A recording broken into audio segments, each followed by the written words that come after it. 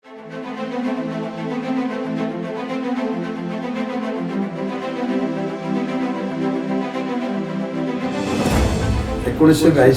मध्ये रिक्षा चालक हा व्यवसाय निवडला आणि रिक्षा चालकच्या माध्यमातून या मुंबई शहरामध्ये आपलं स्वतःचं आयुष्य सुरू केलं. आणि म्हणून या मुंबई शहरामध्ये सर्वात पहिला व्यवसाय हा रिक्षा चालक केला.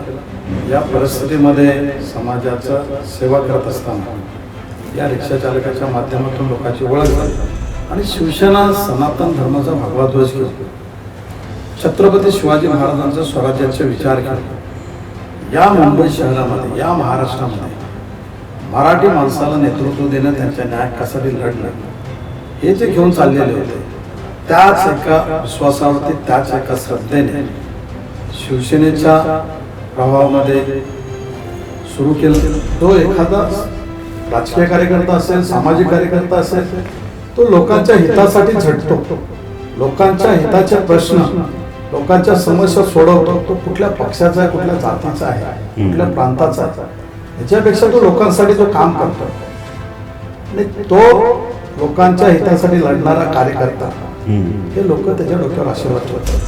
त्यामुळं त्या विभागातील लोकांच्या हितासाठी एका मंदिरात जाऊन मी प्रार्थना केली होती की हे देवी, तुम्हाला किती दुःख दे, फक्त तुम्हाला एकही डेड बॉडी दाखवू नको.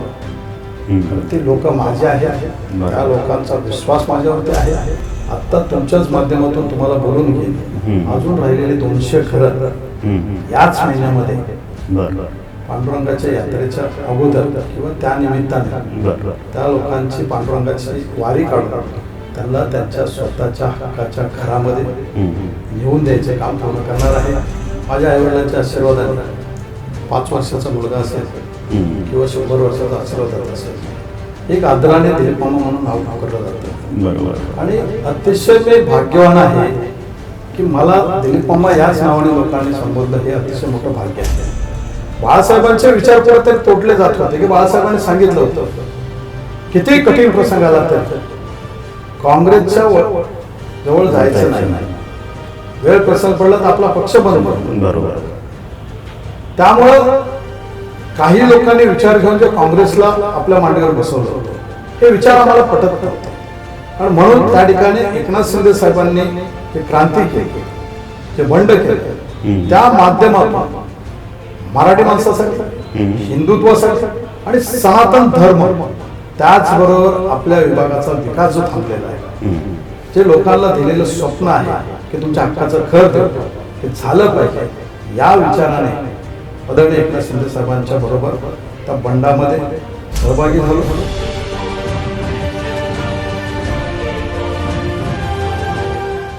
नमस्कार, CEN पॉडकास्टमध्ये आपलं स्वागत आहे. गेल्या 11 वर्षापासून CEN न्यूज हे नेटवर्क सुरू केलेलं आहे राज पांडे यांनी, आणि आज याच CEN न्यूजमध्ये पॉडकास्टसुद्धा सुरू करण्यात येत आहे. आज या पॉडकास्टचा पहिलाच दिवस आहे आणि या पॉडकास्ट स्टुडिओचं उद्घाटन केलेलं आहे माननीय आमदार दिलीप मामा लांडे यांनी. आणि आजपासून या पॉडकास्टला सुरुवात होणार आहे, जी राजकारणातील असतील, समाजकारणातील असतील, विविध क्षेत्रामध्ये जे मान्यवर असतील, हे सर्व मान्यवर आपल्यासोबत पॉडकास्टमध्ये येणार आहे, ते CEN पॉडकास्ट या नावाखाली. आणि आजपासून सुरुवात होत आहेत. आपल्यासोबत आहेत आमदार दिलीप मामा लांडे. मामा, CEN पॉडकास्टमध्ये आपलं स्वागत. सगळ्यात महत्त्वाचं म्हणजे आज तुमच्या हस्ते एका पॉडकास्ट स्टुडिओचं उद्घाटन झालं. काय भावना आहेत आपल्या? एक पंडितजीचा विश्वास, सहकार्य गेल्या अनेक वर्षापासून आहे. एक मित्रत्वातून त्या ठिकाणी विश्वास ठेवून या ठिकाणी बोलवलं. खरं आम्ही लोक तर सनातन धर्मामध्ये पंडितचे जास्तच उद्घाटन करत असतो, पण एक ठाकूरला मान सन्मान दिला आणि तो एक असणारं जवळीक, असणारं अनेक वर्षापूर्वीचं नातं, या विश्वासावरती त्यांनी आज या ठिकाणी बोलवून या चांगल्या कामाचा शुभारंभ, आज हा जो 4था स्तंभ समजला जातो, त्याचा आज शुभारंभ करण्याची संधी मला दिली. त्याबद्दल त्यांच्या सर्व सहकाऱ्यांच्या मनपूर्वक आभार. आणि अतिशय चांगलं वाटलं की आज या ठिकाणी माझ्या मित्राने, माझ्या भावाने एक चांगली वास्तू आणि चांगल्या व्यवसायामध्ये पदार्पण केलं त्याबद्दल त्यांचं आणि त्यांच्या परिवाराचं त्याचबरोबर त्यांच्या सर्व सहकाऱ्यांचं अभिनंदन करतो आणि संपूर्ण ताकदीनिशी मी त्यांच्याबरोबर आहे असं सांगू इच्छितो.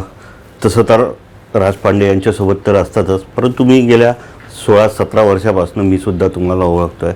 तुम्ही पत्रकारांसाठी नेहमीच हजर असतात आणि त्याच अनुषंगाने आज तुम्ही वेळात वेळ काढून, कारण नुकतंच अधिवेशन संपलं आहे, तिथेसुद्धा व्यस्ततेच्या हिच्यातून लोक तुमच्या विभागातल्या जनतेकडे लक्ष देणं थोडं कमी झालं होतं, परंतु जसं अधिवेशन संपलं तसं पुन्हा एकदा तुम्ही जनतेच्या कामासाठी दिवसरात्र, जे आम्ही स्वतः अनुभवलेलं आहे, मग उन्हाळा असो, हिवाळा असो की पावसाळा असो, या तिन्ही सीझनमध्ये तुम्ही कंटिन्यू असतात. आता आपण सुरुवात करूया आजच्या या पॉडकास्टला. सर्वात महत्त्वाचं, CEN न्यूजच्या पॉडकास्टच्या व्ह्युअर्सला आपल्या जीवनाविषयीचा थोडक्यात प्रवास सांगा. माझं आयुष्य हे गरिबीतून सुरू झालं आणि एका शेतकऱ्याचा मुलगा होतो.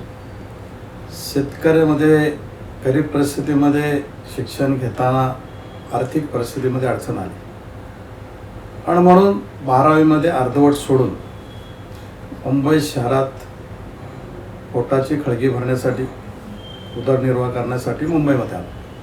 मुंबईमध्ये आल्यानंतर मोठे बंधूंनी सांगितलं कुठेतरी नोकरी लावतो, परंतु मनामध्ये हे होतं की नोकरी न करता कुठला तरी छोटा मोठा व्यवसाय करायचा. तो भाजीपाल्याचा असेल, रिक्षा चालक असेल. त्यावेळी रिक्षा चालक हा अतिशय मोठा व्यवसाय होता. बरोबर. आणि म्हणून 1982-83 रिक्षा चालक हा व्यवसाय निवडला आणि रिक्षा चालकच्या माध्यमातून या मुंबई शहरामध्ये आपलं स्वतःचं आयुष्य सुरू केलं. आणि म्हणून या मुंबई शहरामध्ये सर्वात पहिला व्यवसाय हा रिक्षा चालक केला. या परिस्थितीमध्ये समाजाचं सेवा करत असताना या रिक्षा चालकाच्या माध्यमातून लोकांची ओळख झाली आणि त्या लोकांना रिक्षा चालकाच्या माध्यमातून लोकांची ओळख आणि त्यांना त्यावेळी रिक्षा कमी होत्या.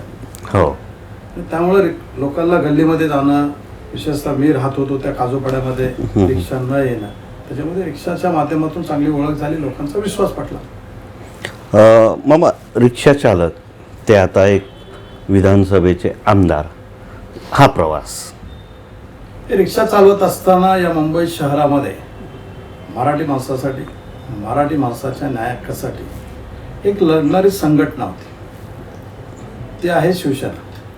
आणि शिवसेना सनातन धर्माचा भगवा ध्वज घेऊन, छत्रपती शिवाजी महाराजांचा स्वराज्याचे विचार घेऊन या मुंबई शहरामध्ये, या महाराष्ट्रामध्ये मराठी माणसाला नेतृत्व देणं, त्यांच्या न्याय हक्कासाठी लढणं, हे जे घेऊन चाललेले होते, त्याच एका विश्वासावरती, त्याच एका श्रद्धेने शिवसेनेच्या प्रभावामध्ये सुरू केलं आणि शिवसेनेचा भगवा ध्वज घेऊन समाजाची सेवा करणं, समाजातील लोकांच्या अडीअडचणी शिवसेना शाखेपर्यंत घेऊन जाणं, अशा पद्धतीने काम करत असताना शिवसेनेमध्ये प्रवेश झाला आणि त्याच माध्यमातून चांगलं काम करतोय, लोकांचा चांगला विश्वास आहे.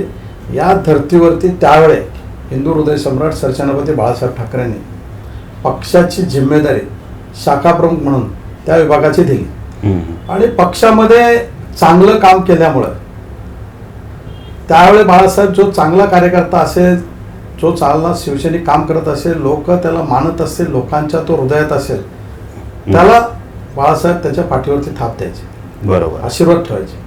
आणि म्हणून चांगलं काम केलं 5 वर्ष शाखाप्रमुख म्हणून. 1997 हिंदू हृदय सम्राट बाळासाहेब ठाकरे यांनी मुंबई महानगरपालिकेची निवडणूक लढवायची जिम्मेदारी दिली आणि बाळासाहेबांच्या आशीर्वादाने, जनतेच्या कृपेने त्या विभागामध्ये प्रचंड बहुमताने 1997 नगरसेवक म्हणून निवडून आलो. अनेक वर्ष नगरसेवक काम करत असताना, अनेक वेगवेगळ्या प्रभागात काम करत असताना लोकांची केलेली कामं, लोकांना दिलेला सन्मान आणि लोकांशी असणारी जवळीक, या ताकदीवरती 2019ला लोकांनी त्या चांदिवली विधानसभेचा आमदार म्हणून निवडून दिलं आणि त्या ठिकाणी हिंदुत्वावरती, सनातन धर्मावरती, प्रभू रामचंद्राचं धनुष्यबाणाचं बटन दाबून मोठ्या प्रमाणात आशीर्वाद दिला. त्याच एका ताकदीवरती पुन्हा पुन्हा निवडून द्यायचं काम हे मतदार करत असतात. आणि त्यामुळं एक रिक्षा ड्रायव्हरचा शाखा प्रमुख शाखा प्रमुखचा नगरसेवक, आणि नगरसेवकाचा कालावधीनंतर मोठ्या कालावधीनंतर त्या ठिकाणी आमदार म्हणून लोकांनी निवडून दिलं. आणि आज बाळासाहेबांच्या कृपेने, आदरणीय एकनाथ शिंदे साहेबांच्या आशीर्वादाने त्या विभागामध्ये लोकांच्या विश्वासाने, लोकांच्या आशीर्वादाने, लोकांच्या सहकार्याने, लोकांच्या भावना आणि लोकांना अपेक्षित असणारा विकास जो 20 वर्षात झाला नव्हता तो करण्याचं काम करत असल्यामुळे पुन्हा 2024ला प्रचंड बहुमताने निवडून दिलं. अगदी बरोबर. पहिला कार्यकाळ जो होता तो अतिशय कमी मतांनी निवडून आलेले होते, परंतु तो निवडून आल्यानंतर त्याचा जो सदुपयोग झाला, सदुपयोग तुम्ही स्वतः करून घेतला आणि 2024च्या निवडणुकीत त्याचा प्रचंड फायदा झाला. हाच फायदा भविष्यात तर होईलच, परंतु हे झालं राजकारण. मग यातून समाजकारण कसं साधता तुम्ही? नाही, म्हणून तुम्हाला सांगितलं ना मी की जो एखादा राजकीय कार्यकर्ता असेल, सामाजिक कार्यकर्ता असेल, तो लोकांच्या हितासाठी झटतो. लोकांच्या हिताचे प्रश्न, लोकांच्या समस्या सोडवतो. तो कुठल्या पक्षाचा आहे, कुठल्या जातीचा आहे, कुठल्या प्रांताचा आहे, ह्याच्यापेक्षा तो लोकांसाठी जो काम करतो आणि तो लोकांच्या हितासाठी लढणारा कार्यकर्ता, हे लोक त्याच्या डोक्यावर आशीर्वाद ठेवतात. आणि म्हणूनच 20 वर्षामध्ये चांदोलीचा जो विकास झाला नव्हता ते 2019ला 409 मतांनी आलो. हो, अनेक लोक मला हिनवत होते, बाय बुल्लक्ष. परंतु मला विश्वास होता की आपल्याला संधी मिळाली. लोकांना अपेक्षित काय करायला पाहिजे हे ज्यावेळेला माझ्या लक्षात होतं, मला अनुभव होता 25 वर्षाचा, 20 वर्षाचा मागचा अनुभव होता. बरोबर. की या चांदिवलीमध्ये काय करणं गरजेचं आहे, लोकांच्या अपेक्षा काय, आणि म्हणून त्याचा अभ्यास घेऊन जो मागचा अनुभव आहे तो डोळ्यासमोर ठेवून, हृदयात घेऊन, तो लोकांना अपेक्षित असणारा विकास त्या ठिकाणी करण्याचं काम केलं. रस्ते असतील, नाले असतील, लोकांना अपेक्षित असणारं हॉस्पिटल असेल, आणि सर्वात प्रश्न माझ्याकडे जो होता की मिठी नदीमध्ये जे लोक वाहून गेले होते, बरोबर आहे, त्या लोकांना हक्काची घरं नव्हती. बरोबर. ते घरं द्यायचं काम केलं. सुरुवातीला तुम्ही जेव्हा नगरसेवक झाले, तो कार्यकाळ नगरसेवक पदाचा होता.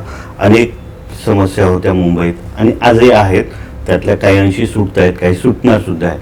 परंतु सगळ्यात महत्त्वाचा पावसाळा आलेला आहे. पाऊस सुरू आहे. मुंबईची तुंबई केल्या होते असं म्हटलं जाते. 2005 25 जुलै महापूर आला होता. त्या महापुरामध्ये तुम्ही एक वेगळं काम केलं होतं. स्वतः पाण्यात उतरले होते. जवळपास 20-20 फूटपर्यंत पाणी होतं आणि पावसाळ्यात तुमचा विभाग लाईनला असल्यामुळे पाणी साठतेच. तर तो एक कसा अनुभव होता? कारण सुरुवातीलाच राजकारणात आलेले नगरसेवक होतात, लोकांच्या समस्या सोडवायच्या होत्या, त्याविषयीचा अनुभव. ती परिस्थिती आज आठवली तर पुन्हा पुन्हा क्रांतीनगर हे नाव घेतलं तर डोळ्यातून पाणी येत असतं. बरोबर. कारण वस्तुस्थिती पाहिलेले लोकांच्या झोपड्यावरून पाणी गेलं होतं. हो. आणि हे जात असताना लोकांना बाहेर काढताना मी होतो आणि माझे एक मोठे सहकारी होते, अभंगराव नागरे म्हणून, मिलिटरीमधून रिटायर झालेले होते. आम्ही दोघं आणि सर्व कार्यकर्त्यांच्या सहकार्याने जीवाची पर्वा न करता त्या मोठ्या प्रवाहामध्ये आम्ही 2-2, 3-3 रस्स्या बांधून 3-3, 4-4 लोकांना, 2 लोक खांद्यावरती, 2 लोक हातावरती घेऊन आम्ही लोकांना बाहेर काढलं. हे सर्व एका भक्तीने, प्रामाणिकपणे काम केलं. त्यामुळं त्या विभागातील लोकांच्या हितासाठी एका मंदिरात जाऊन मी प्रार्थना केली होती की देवी तू मला किती दुःख दे, फक्त तुम्हाला एकही डेड बॉडी दाखवू नको. कारण ती लोक माझे आहेत, त्या लोकांचा विश्वास माझ्यावरती आहे, आशीर्वाद माझ्यावरती आहे. म्हणून अशा पद्धतीचं घराणं घातलं. अहोरात्र 2 दिवस त्या ठिकाणी लोकांना बाहेर काढत होतो. त्या देवीच्या आशीर्वादाने त्या क्रांतीनगरमध्ये एकही डेड बॉडी झाली नाही. 2 ते 3 दिवसानंतर फक्त एक ज्याला अपंगत्व होतं, झोपलेलं होतं, तेवढा एक माणूस एक 8 दिवसानंतर वारला. अन्यथा त्या देवीच्या आशीर्वादाने एकही डेड बॉडी झाली नाही. अतिशय वाईट प्रसंग होता. म्हणजे आज आपण त्या ठिकाणी गेलोत किंवा त्या ठिकाणच्या लोकांच्या समोर जरी आज मी गेलो तरी अजूनही माझ्या डोळ्यातून पाणी येत असतं. ही वस्तुस्थिती पाहिलेली. बरोबर. आणि त्यामुळं त्याच वेळी निर्णय घेतला, जर या लोकांच्या आशीर्वादाने या लोकांची सेवा करायची संधी मिळाली. हम्म. या लोकांचा जो हक्काचं घर आहे, या मुलाबाळांच्या त्यांच्या हक्काचं घर आहे, त्यांना द्यायची जर संधी मिळाली तर सर्वात पहिलं काम करेल ते या लोकांना यांच्या हक्काचं घर देईल. आणि म्हणून त्या देवाच्या कृपेने, त्या देवीच्या कृपेने, आदरणीय एकनाथ शिंदे साहेबांच्या आशीर्वादाने 2011ला 2019ला ज्यावेळी लोकांनी निवडून दिलं, आघाडी सरकार गेल्यानंतर, बरोबर, त्या सरकार गेल्यानंतर मुख्यमंत्री एकनाथ शिंदे साहेब झाल्यानंतर सर्वात पहिलं जर एकनाथ शिंदे साहेबांनी 5 दिवसाच्या नंतर, मुख्यमंत्री झाल्यानंतर 5 दिवसानंतर सर्वात पहिला निधी दिला हो, तो माझ्या क्रांतीनगर संदेश नगर मधील गरीब लोकांच्या हक्काची जी घरं मिळाली नव्हती. बरोबर. काही राजकीय पुढाऱ्यांनी स्वतःच्या राजकीय भावनेतून, काही जातीय भावनेतून त्याला घरं दिली नव्हती. ती घरं द्यायचं काम एकनाथ शिंदे साहेबांच्या आशीर्वादाने आजपर्यंत 3200 लोकांना घरं दिलेली आहेत. आता तुमच्याच माध्यमातून तुम्हाला बोलून घेईन, अजून राहिलेली 200 घरं याच महिन्यामध्ये पांडुरंगाच्या यात्रेच्या अगोदर किंवा त्या निमित्ताने त्या लोकांची पांडुरंगाची वारी काढून त्यांना त्यांच्या स्वतःच्या हक्काच्या घरामध्ये नेऊन द्यायचं काम पूर्ण करणार आहे. 200 पैकी 41 लोकांना चाव्या आदरणीय एकनाथ शिंदे साहेबांनी आता 8 दिवसापूर्वी दिलेल्या आहेत. उर्वरित 160 लोकांना त्यांच्या घरामध्ये स्वतःच्या हक्काचं घर ह्या वारीच्या अगोदर देणार आहे. आषाढी एकादशीच्या आधी उर्वरित लोकांना या 2026 या 2027च्या अर्ध्या वर्षापर्यंत सर्व लोकांना त्यांच्या हक्काचं घर द्यायचं काम आदरणीय एकनाथ शिंदे साहेबांच्या आशीर्वादाने पूर्ण करणार आहे. हे अतिशय मोठं काम शिंदे साहेबांच्या आशीर्वादाने, लोकांच्या कृपेने आणि सर्वात मोठा बाळासाहेबांचा जो आशीर्वाद आहे आमच्यावरती, शिंदे साहेबांवरती, माझ्यावरती, त्या आशीर्वादाने हे लोकांचं 2008 पासून ते 2019 पर्यंत त्यांचं जे स्वप्न होतं, काही लोक फसवत होते, आने वाली दिवाळी, आने वाली ईद बिल्डिंग में होएगी, गरिबांना काही घर मिळालं नव्हतं. ते घर द्यायचं काम शिंदे साहेबांच्या आशीर्वादाने, बाळासाहेबांच्या आशीर्वादाने, जनतेच्या कृपेने हे काम पूर्ण झालं. हे माझ्या आयुष्यातलं अतिशय मोठं काम. मग हे लोकांना घर देणं, लोकांच्या समस्या सोडवणं, ह्या सगळ्या गोष्टी होत असतात, ह्या करता तुम्ही, आणि त्याच आशेने लोक सुद्धा तुमच्याकडे येतात. परंतु तुमच्या मतदारसंघातच नाही तर पूर्ण मुंबई असेल किंवा मुंबईच्या बाहेरचे लोक तुम्हाला मामा म्हणून हाक मारतात. नेमकं या मामा मागचं गमक काय आहे की मामा फक्त एक दिलीप मामा नाव येते सगळ्यांच्या तोंडात, दिलीप लांडे, आमदार दिलीप साहेब लांडे साहेब, असं काहीच नाही, तर दिलीप मामा लांडे एक आपला माणूस वाटतो. नेमकं याच्या मागचं गमक काय? मी भाग्य समजतो स्वतःला, भाग्यवान समजतो स्वतःला. मी माझ्या आईवडिलांच्या आशीर्वादाने 5 वर्षाचा मुलगा असेल किंवा 100 वर्षाचा आशीर्वादात असेल, एक आदराने दिलीप मामा म्हणून नाव पुकारलं जातं. बरोबर. आणि अतिशय मी भाग्यवान आहे की मला दिलीप मामा याच नावाने लोकांनी संबोधलं, हे अतिशय मोठं भाग्य आहे. काही लोक स्वतःला साहेब समजतात, काही लोक स्वतःला हे समजतात, ते समजतात, परंतु ते न करता लोकांनी जे मला एक मोठी पदवी दिलेली आहे, ही पदवी आयुष्यामध्ये हृदयामध्ये ठेवून त्यांचा सन्मान करून, ज्यांनी पदवी दिली त्या सर्व जनतेचा सन्मान करून, त्यांचा जो आदर आहे, त्यांचा जो विश्वास आहे, तो टिकवण्यासाठी मी आणि माझं पूर्ण परिवार अहोरात्र मेहनत करत असतो. हे सगळं समाजकारण, राजकारण करत असताना कुटुंब सुद्धा आहे, आणि कुटुंब सुद्धा लहान नाही, भाऊ सुद्धा तुमच्या सोबतच असतात. त्यांना वेळ कसा दिला जातो मग? कारण एकदा तुम्ही बाहेर पडला की केव्हा घरी येणार त्याची काय कोणालाच कल्पना नसते. मग हा वेळ कसा साधताय, कुटुंबासोबत वेळ कसा घालवता? आपण पाहिलं असेल की मी ज्यावेळेस या राजकारणात उतरलो, या समाजकारणात उतरलो, त्याच वेळे माझ्या परिवाराला सांगितलं की मी आता जनतेचा आहे, आणि ज्यावेळेस मी घरी येईल त्यावेळेस तुमचा आहे. त्यामुळं तुमचा अधिकार घरी आल्यानंतर आहे. मी ज्यावेळेस घरातून बाहेर जाईल त्यावेळेस ज्या लोकांचा विश्वास आहे माझ्यावर, ज्या लोकांचा आशीर्वाद आपल्या परिवारावरती आहे, त्या लोकांचा आहे.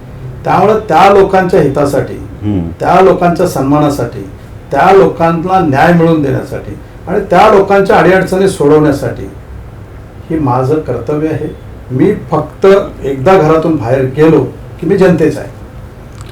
हे सगळ्यात दरम्यान तुम्हाला असं कुठे वाटते का की सर्वात कठीण काळ होता आणि तो कशा प्रकारे घालवावा लक्षात येत नव्हतं, असं काही अनुभव आलेला आहे का? आणि असे अनेक प्रसंग येतात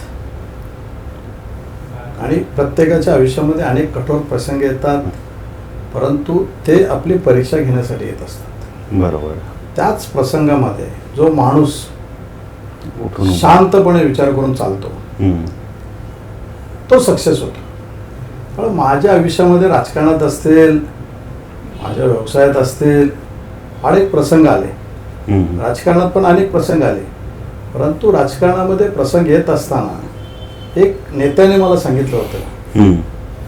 की रात्र ही शांत झोपण्यासाठी येत असते हम्म. आणि तुमच्यावरती कठीण प्रसंग जे येतात तो विचार करण्यासाठी येत असतात, बरोबर. तुमची परीक्षा घेण्यासाठी येत असतात. हम्म. त्यामुळं शांत राहून आपण त्या कठीण प्रसंगाचा अभ्यास करायचा, त्याच्यातून आपण पुढे कसे जायचं याचा विचार करायचा. हम्म. आपण कुठंही संतुलन न बिघडता त्याचा विचार करायचा नाहीये. आणि म्हणून अशा अनेक प्रसंगामधून शांत राहून लोकांच्या भावनांचा आदर करून पुढे जात राहिलो. आता आपण तर गेल्या जवळपास 30 वर्ष झाले राजकारणात आहात. मामी सुद्धा नगरसेवक होते, आता परत नगरसेवक आहेत. आपले प्रयाग आणि दोन्ही मुलं सुद्धा राजकारणात युवा सेनेचं म्हणून काम करतात. हे सगळं कसं साधलं जाते त्याच्यावर सुद्धा लक्ष ठेवायचं आहे. त्यांच्याकडनं चांगल्या प्रकारे काम झालं पाहिजे, जनतेशी सुसंवाद झाला पाहिजे. हे कसं साधता मग तुम्ही? कसं आहे, खर्च करता करवता व्यवस्थित असेल हम्म. तर त्याच्या घरातली कुटुंब ही सुद्धा त्या पद्धतीने वागत असते. मी आजपर्यंत आयुष्यामध्ये हेच पकडत आलेलं आहे की ज्या लोकांनी आपल्याला आशीर्वाद दिला, ज्या लोकांचा विश्वास आहे, हम्म. त्यांचा आदर करणं, त्यांचा विश्वास वाढवणं, त्यांच्या विश्वासाला तडा जाता कामा नये, हे जे मी ज्यावेळेला करत आलेलं आहे हम्म. तेच माझ्या परिवाराने पाहिलेलं आहे. आणि त्याचमुळं माझी दोन्ही मुलं हम्म. लोकांच्या समोर आयुष्यामध्ये कधीही स्वतःला नगरसेवकाच्या किंवा आमदाराची मुलं समजत नाही. आणि त्यांना मी आयुष्यामध्ये हेच सांगितलेलं आहे, तुम्हाला जर कोणी विचारलं हम्म. की तुम्ही कुणाचा मुलगा आहात, तर दोघांनी एकच उत्तर द्यायचं, दोन्ही मुलांनी माझे, हम्म. की आम्ही रिक्षा ड्रायव्हर दिलीप लांडेचे मुलं आहोत. कधीही आयुष्यात नगरसेवक किंवा आमदार सांगायचं नाहीये, कारण नगरसेवक आणि आमदार हे जनतेने दिलेलं आहे, आपलं नाहीये, आपला हक्काचं आहे. ते आहे आपण रिक्षा ड्रायव्हर. त्यामुळे आपण रिक्षा ड्रायव्हर दिलीप लांडेचे मुलं आहोत हे हक्काने सांगायचं. तो आपल्याला स्वाभिमान असला पाहिजे, तो आपल्याला अभिमान असला पाहिजे. त्यामुळं कुणालाही कुणाच्याही समोर असं घमंडी कधी बोलू नका. हम्म. त्यामुळं आयुष्यात माझ्या मुलांनी हेच शिक्षण घेऊन लोकांच्या समोर चाललेले आहेत. आजही प्रत्येक माणूस सांगतो बरोबर की मामा तुमची दोन्ही मुलं आमचा आदर करतात, सन्मान करतात. हा सगळं होत असताना तुम्ही सुरुवातीला शिवसेना, मग महाराष्ट्र नवनिर्माण सेना, राज ठाकरे यांच्या अगदी जवळचे, पुन्हा मग महाराष्ट्र नवनिर्माण सेना सोडून पुन्हा शिवसेना, हा प्रवास का करावा लागला? कसं आहे की आपल्याला सांगितलं की मराठी माणसासाठी लढणारी ती संघटना शिवसेना आहे. काही शिवसेनेमध्येच काही लोकांचे मतभेद झाले आणि हे सर्व करत असताना हम्म. आदरणीय राजसाहेब ठाकरे माझ्याबरोबर एका मोठ्या भावासारखे खंबीरपणे उभे राहिले आणि प्रत्येक निवडणुकीच्या माध्यमातून हम्म. पक्षामध्ये इतर लोकांचा विरोध होत असताना राजसाहेब खंबीरपणे उभे राहिले. त्या एका श्रद्धेने मी आदरणीय राजसाहेबांबरोबर होतो. परंतु परिस्थिती अशी होती हम्म. की त्या चांदिवली विधानसभेमध्ये त्या पक्षाचे राजसाहेबांच्या पक्षाचे विचार घेऊन जर आपण पुढे चालत राहिलो हम्म. तर त्या विभागाचा विकास होणार नव्हता. हां, कारण त्या ठिकाणी मला असं वाटतं की फक्त मराठी माणूस नाही किंवा मराठी जनताच नाही, तर सर्व पक्षीय म्हणा किंवा सर्व देशभरातून तिथे आलेली लोक, उत्तर भारतीय असतील किंवा दक्षिण भारतीय असतील, हे सगळे आलेले असताना फक्त मराठीचा मुद्दा पुढे करून किंवा मराठी भाषा पुढे करून तुम्हाला तुमचं जे काय अनुभव म्हणा किंवा जे काय साधायचं होतं ते साधणं शक्य नव्हतं. आणि फक्त मराठीच्या नावावर मग इतर भाषिकांना त्याचा त्रास होणार होता. हे न करता, हे न होऊ म्हणून तुम्हाला असे काही निर्णय घ्यावे लागले का? मग परिस्थिती अशी होती की या देशामध्ये सनातन धर्माचा, हिंदू धर्माचा जर जागर कोणी सर्वात पहिला घेऊन केला असेल तर आदरणीय हिंदू हृदय सम्राट बाळासाहेब ठाकरे. या देशामध्ये सर्वात पहिलं जे वाक्य आणलं, गर्व से कौम हिंदू आहे, बरोबर, ते हिंदू हृदय सम्राट बाळासाहेब ठाकरे. आणि म्हणून या चांदिवलीमध्ये कुठल्या तरी एका समाजाचं वर्चस्व होतं आणि माझ्या सनातन धर्माच्या, माझ्या हिंदू धर्माच्या लोकांना कुठंतरी कोंडमारा होत होता, दाबलं जात होतं, अनेक त्या ठिकाणी दबाव टाकले जात होते, अन्याय होत होते, आमच्या मंदिरांचे पवित्र थांबलं होतं. हे सर्व गोष्टी ज्यावेळी माझ्या लक्षात आल्या त्यावेळेस सांगितलं की आपल्याला हे करावं लागेल. जरी आदरणीय राजसाहेब आपल्या जवळचे असले तरी आपल्याला हिंदुत्वासाठी, सनातन धर्मासाठी आणि हिंदू लोकांसाठी आपल्याला हा निर्णय घ्यावाच लागेल. म्हणून मी 2018ला हिंदुत्वासाठी, सनातन धर्माचा भगवा ध्वज घेण्यासाठी आणि सनातन धर्माच्या विचाराबरोबर राहून हिंदू लोकांच्या भावनांचा आदर करून त्या ठिकाणी त्या विभागाच्या विकासासाठी 20 वर्षामध्ये काही विकास झाला नव्हता. आणि म्हणून सर्वात पहिलं हिंदू, सनातन धर्म, तो भगवा ध्वज आणि त्याचबरोबर त्या चांदिवलीचा विकास आणि माझ्या हिंदू धर्मातील लोकांना होणारा त्रास, या सर्व गोष्टींचा विचार करून 2018ला मी पुन्हा एकदा मूळच्या घरामध्ये आलो आणि शिवसेनेच्या माध्यमातून लोकांना हिंदुत्व घेऊन, प्रभू रामचंद्राचं धनुष्यबाण घेऊन लोकांचा आशीर्वाद घेतला आणि त्याच प्रभू रामचंद्राचं मंदिर झालं. त्या मंदिराच्या माध्यमातून जनजागृती झाली आणि त्या जनजागृतीमधून माझा सर्व हिंदू समाज प्रभू रामचंद्राचं धनुष्यबाणाचं बटन दाबलं आणि संपूर्ण आशीर्वाद माझ्या डोक्यावर ठेवला. मधल्या काळात मग शिंदेसोबत जाण्याचा निर्णय होता, तो निर्णय कसा झाला, किती कठीण होता तो निर्णय घेणं, याविषयी काय? नाही, आपल्याला बी सांगितलं की सर्वात पहिलं हिंदुत्वाचा जागर हिंदू हृदय सम्राट बाळासाहेब ठाकरेंनी केला. बरं. मराठी माणसासाठी, न्याय हक्कासाठी लढण्यासाठी शिवसेना ही संघटना काढली, ते बाळासाहेबांनी काढली. मराठी माणूस आणि हिंदुत्व यांचे विचार घेऊन पुढे जाणं गरजेचं होतं आणि त्यांचे विचार कुठेतरी थांबले होते. बाळासाहेबांचे विचार कुठेतरी तोडले जात होते की बाळासाहेबांनी सांगितलं होतं कितीही कठीण प्रसंग आला तरी काँग्रेसच्या जवळ जायचं नाही, वेळ प्रसंग पडला तर आपला पक्ष बंद करू. बरोबर. त्यामुळं काही लोकांनी विचार घेऊन जे काँग्रेसला आपल्या मांडीवर बसवलं होतं, हे विचार आम्हाला पटत नव्हते आणि म्हणून त्या ठिकाणी एकनाथ शिंदे साहेबांनी जे क्रांती केली, जे बंड केलं, त्या माध्यमातून मराठी माणसासाठी, हिंदुत्वासाठी आणि सनातन धर्म, त्याचबरोबर आपल्या विभागाचा विकास जो थांबलेला आहे, जे लोकांना दिलेलं स्वप्न आहे की तुमच्या हक्काचं घर देऊ, हे झालं पाहिजे, या विचाराने आदरणीय एकनाथ शिंदे साहेबांच्या बरोबर त्या बंडामध्ये सहभागी झालो आणि त्याच भावनेने आदरणीय एकनाथ शिंदे साहेबांनी माझ्या चांदिवलीचा चांदीसारखा विकास केला. हा तर विकासाचा तुम्ही संदर्भ सांगताय, परंतु अजून बरंच काही करायचं आहे, तुम्ही नेहमी सांगताय. नेमका रोडमॅप काय केलेला आहे का तयार, आणि तो कसा असेल? कसं या चांदिवलीमध्ये पूर्वी, आता परत परत तेच बोलणं बरोबर नाही, रस्ते नव्हते. सर्व रस्ते मी रुंदीकरण केलं. नुसतं रुंदीकरण केलं नाही इतरांसारखं, ते सुशोभीकरण केलं, चांगले लाईट्स, झाडं लावली आणि लोकांना आवडेल असे रस्ते बनवले. रस्ते झाल्यानंतर लोकांना अपेक्षित होतं की आमच्या विभागातील उद्यानं चांगली झाली पाहिजेत, मैदान चांगली झाली पाहिजेत. अशा पद्धतीने उद्यान, मैदान चांगले केले की लोकांना बसता आलं पाहिजे. या पूर्व उपनगरामध्ये एकही कुठं चौपटी नाही की या मुंबई शहरातील गरीब लोक कुठं मुलाबाळासह सुट्टीच्या दिवशी बसू शकतात, असं नाही. म्हणून चांगले उद्यानं बनवले, मैदानं बनवली. हे करत असताना माझ्या लक्षात आलं की भावी पिढीला कसं पुढे न्यायचं. भावी पिढीला शिक्षणासाठी शाळा पाहिजेत. मुंबई महानगरपालिकेच्या शाळा ज्या आहेत ते मोडकळीस आलेल्या होत्या. हिंदी माध्यमाची शाळा तर पडलेली होती, परंतु काही झालं नव्हतं. हिंदी माध्यमाची शाळा बांधली 3 मजली, मराठी माध्यमाची बांधली, इंग्रजी माध्यमाची बांधली, उर्दू भाषेची शाळेचं काम चालू आहे. आणि म्हणून अशा पद्धतीने भावी पिढीला शिक्षणासाठी व्यवस्था करून दिली. हे करत असताना माझ्या लक्षात आलं कोरोनाच्या माध्यमातून हॉस्पिटल पाहिजे. हो. आणि म्हणून 290 बेडचं हॉस्पिटल ते 250 बेडचं होतं. शिंदेसाहेब मुख्यमंत्री झाल्यानंतर 40 बेड वाढवून दिल्या. 290 बेडचं हॉस्पिटल चांदिवलीमध्ये सुरू आहे. याच माध्यमातून बाळासाहेब ठाकरे दवाखाना सुरू झाले आणि म्हणून आत्ता मुंबई शहरामध्ये इतर ठिकाणी डायबिटीस नावाचा रोग मोठ्या प्रमाणात आहे हो आणि या माध्यमातून लोकांना डायलिसिस करायला लागतं. शिंदेसाहेबांच्या आशीर्वादाने एक डायलिसिस सेंटर सुरू आहे, ते एका संस्थेचं आहे, परंतु आपल्या पक्षाचं असलं पाहिजे, आपल्या हक्काचं असलं पाहिजे. म्हणून आदरणीय एकनाथ शिंदे साहेबांच्या आशीर्वादाने चांदिवलीमध्ये एक डायलिसिस सेंटर बांधलं.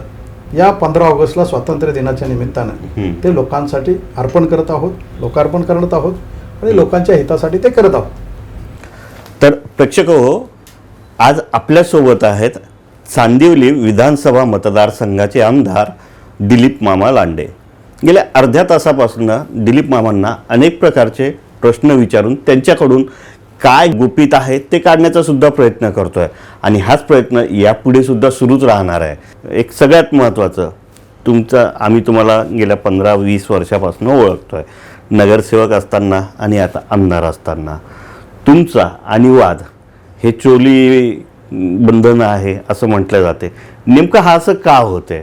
मग ते नालेसफाई असेल किंवा नालेसफाईच्या संदर्भात कंत्राटदार असतील, पालिकेचे अधिकारी कर्मचारी असतील किंवा मग इतर विभागाचे अधिकारी, प्रशासनातले अधिकारी असतील, त्यांना तुम्हाला कठोरपणे त्यांच्याशी वागावं लागतं. नेमकं का होतं? असे वाद का होतात?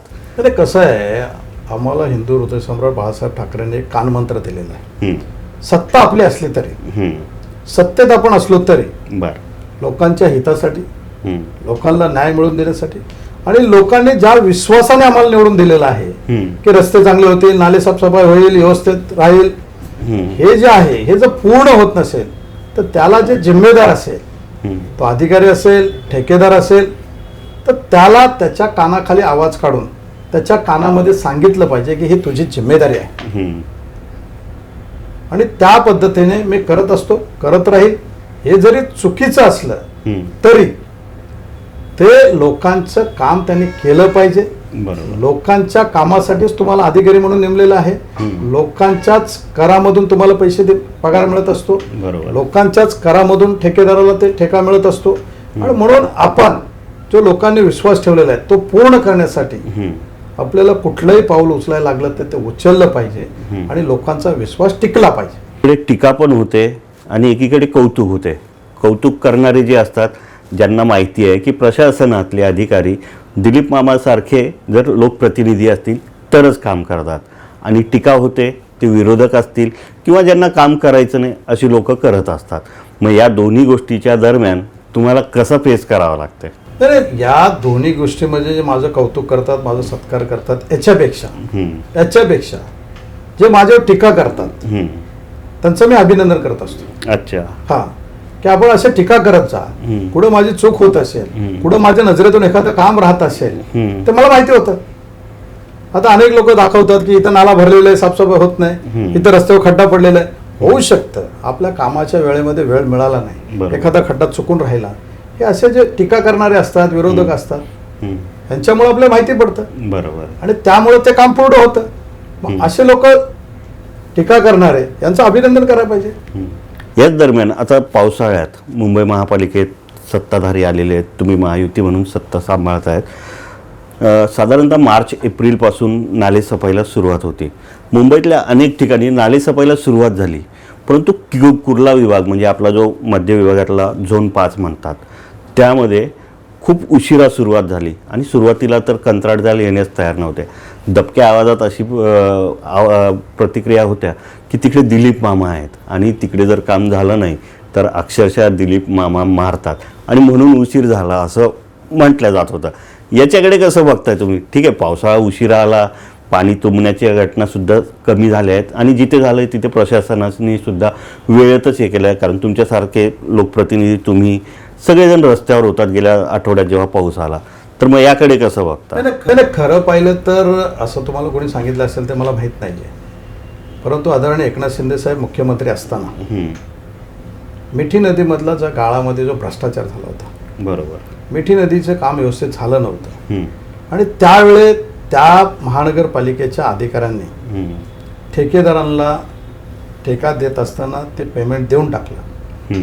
त्याची चौकशी लावली. बरं. आणि त्या चौकशीच्या अंती अधिकाऱ्यांना सस्पेंड केलं, बरोबर. जेलमध्ये गेले, जेलमध्ये पण. ठेकेदार पण जेलमध्ये आहेत काय अजून. हो. त्यामुळं आदरणीय एकनाथ शिंदे साहेब उपमुख्यमंत्री आहेत, आदरणीय एकनाथ शिंदे साहेबांकडे नगरविकास खातं आहे, बरोबर. आणि त्या कारणास्तव ठेकेदारांनी ठेका लवकर भरला नाहीये की आदरणीय एकनाथ शिंदे साहेब आहेत, काही जेलमध्ये गेलेत, आपल्याला जेलमध्ये जावेल, आणि म्हणून त्या ठिकाणी ठेकेदार कमी आले, आणि जे आले ते बाहेरचे, त्यांना मुंबईची वस्तुस्थिती माहिती नव्हती. त्यामुळे यावर्षी ज्या प्रमाणामध्ये मिठी नदी असेल, नाले असतील, जे साफसफाई व्हायला पाहिजे होती ते झालेले नाही. आणि म्हणून शिंदे साहेबांच्या आशीर्वादाने काही झोन 5 मधील लोक असतील ते बोलत असतील की बाबा इकडे पण दिलीप मामा आहे, ते तर जेलमध्ये पाठवतात, हे तर खड्ड्यात टाकतात. त्या बेसने जे चोर होते ठेकेदार, जे कामचुकार अधिकारी होते, या अधिकाऱ्यांनी बदल्या करून घेतल्या, बरोबर. आणि जे चोर ठेकेदार होते यांनी ठेका भरला नाही. मामा, आपण आता उत्तराकडे जातोय, म्हणजे शेवटकडे काही महत्त्वाचे प्रश्न आहेत, 2 ते 3च आहेत, तिच्यावर विचारूया. समाजकारण आणि राजकारणात यात तुमचा आदर्श कोण आहे? तर मी अजून राजकारणातच नाही, मी समाजकारणामध्ये आहे. बरं. म्हणून तुम्हाला आपण सांगितलं ना आता की जे विरोधक मला काय माझ्यावर टीका करतात, हे करतात, त्यांचा सन्मान करत असतो मी, त्यांचा सत्कार करायला पाहिजे. आणि म्हणून समाजकारण महत्वाचं आहे. समाजकारणाचा फायदा असा होतो की समाजकारण करत असताना तो व्यक्ती जो समस्या घेऊन येतो, तो व्यक्ती कुठल्या जातीचा आहे, कुठल्या प्रांताचा आहे, कुठल्या पक्षाचा आहे, याच्याशी आपल्याला काही घेणं देणं नाही. तो ज्या भावनेने आलेला आहे, ज्या विश्वासाने आपल्या जनता दरबारमध्ये आले, आपल्या ऑफिसमध्ये आलेला आहे, आपल्या कार्यालयात आलेला आहे, तो एक विश्वास घेऊन आलेला आहे की माझी अडचण, माझी समस्या हा दिलीप मामा सोडू शकतो. तो त्याचा विश्वास आपण पाहायचा आणि त्याचा विश्वास वाढवायचं काम करायचं, हे समाजकारण आहे.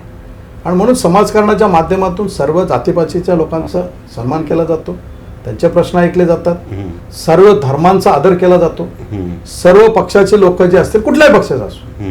आपल्याला सांगितलं ना, विरोधकाने एखादं दाखवलं तर माझ्या फायद्याचं आहे.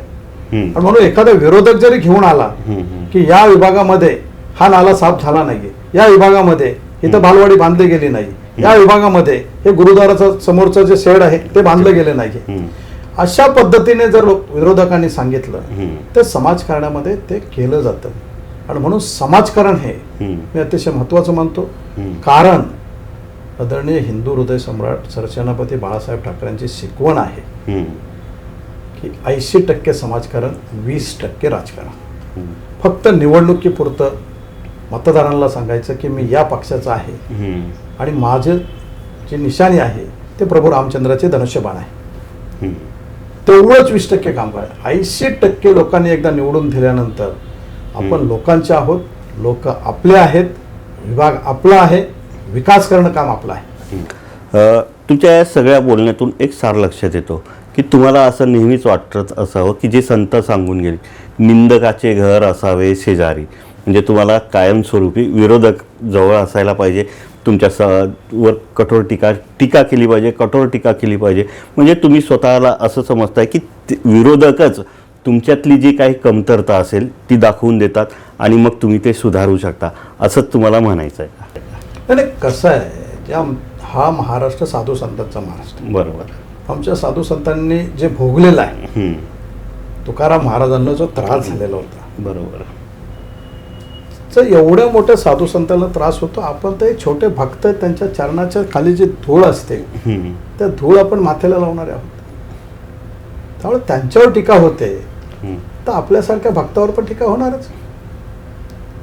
माझ्या दैवतावरती काय लोकांनी टीका केली, आदरणीय हिंदू हृदय सम्राट बाळासाहेबांवर टीका केली, तर मी तर एक साधा सैनिक आहे, ती टीका होणारच. त्या टीकेला घाबरून चालायचं नाही. परवा जसं आदरणीय मुख्यमंत्र्यांनी सांगितलं की किती विरोध केला तरी कामाची गती कमी होणार नाही. आणि म्हणून त्या टीकेला न घाबरता, टीका करणारे काय टीका केलेली आहे ती खरी आहे हे पाहून त्या ठिकाणचा विकास झाला पाहिजे, तो केला पाहिजे. ते करण्यासाठीच लोकांनी पुन्हा एकदा 21,000चा मोठा आशीर्वाद दिलेला आहे, हे आपण हृदयात ठेवून चाललं पाहिजे. आणि म्हणून तेच मी हृदयात ठेवून विरोधक किती टीका करतात खरं आणि खोटं एवढं पाहून आपण काम करत असतो, त्या सोडवण्याचा प्रयत्न करत असतो आणि त्या लोकांपर्यंत पोहोचवण्याचा प्रयत्न. सगळ्यात महत्त्वाचं, गेल्या 12 वर्षापासून देशामध्ये NDAचं सरकार आहे, भाजपाचं बहुमत आहे त्यामध्ये, आणि असं सांगितलं जातं किंवा असं म्हणतात की युवकांनी राजकारणात प्रवेश करावा. तुम्हाला काय वाटतंय? स्वतः पंतप्रधान नरेंद्र मोदीसुद्धा युवकांना राजकारणात येण्याचं आवाहन करतात, याविषयी काय वाटतं? कसं, युवा ही देशाची शक्ती आहे आणि युवा पिढी हे भविष्यामध्ये देशाचे हितासाठी, देशाच्या राजकारणात म्हणा किंवा उद्योगात म्हणा, याच्यामध्ये यांचंच भाग्य सहभाग असणार आहे. आणि म्हणून आदरणीय मोदी साहेबांचं जे स्वप्न आहे की उद्या युवा पिढीने राजकारणाच्या माध्यमातून, समाजकारणाच्या माध्यमातून या देशाच्या हितासाठी, हा भारत देश जगात एक नंबर होण्यासाठी युवा पिढी सहकार्य केलं पाहिजे. त्याच दृष्टिकोनातून माझ्या चांदिवली असेल, मुंबई शहर असेल, याच्यामधले जे युवा शक्ती आहे, या युवा शक्तीने आपल्या विभागाच्या विकासासाठी, आपल्या विभागातील लोकांच्या हितासाठी आणि आपल्या विभागातील सर्व समाजाच्या लोकांना मान सन्मान देण्यासाठी त्यांनी समाजकारणामध्ये आलं पाहिजे. मामा, तुम्ही आलात, खूप छान वाटलंय.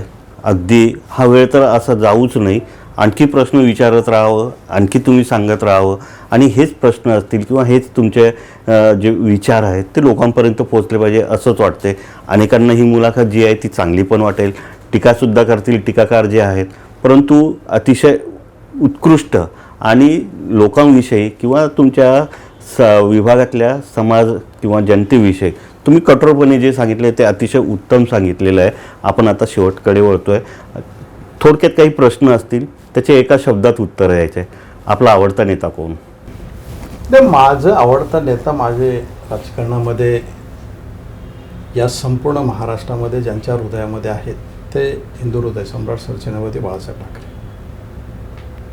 त्यांचेच विचार, त्यांचीच प्रेरणा आणि त्यांचे जे हेतू होता मराठी माणसाच्या न्याय हक्कासाठी, आणि ज्यावेळे परिस्थिती पाहिल्यानंतर गर्व से को हम हिंदू, हे सनातन धर्म टिकला पाहिजे, वाढला पाहिजे, आणि म्हणून त्यांनी लोकांना जागृत केलं, एक मंत्र दिला. जसं लोकमान्य टिळकांनी एक मंत्र दिला होता की घरातला गणपती सार्वजनिक बनवला. त्या सार्वजनिक गणपतीच्या माध्यमातून चळवळ तयार केली, लोकांच्या भावना एकत्र आणल्या.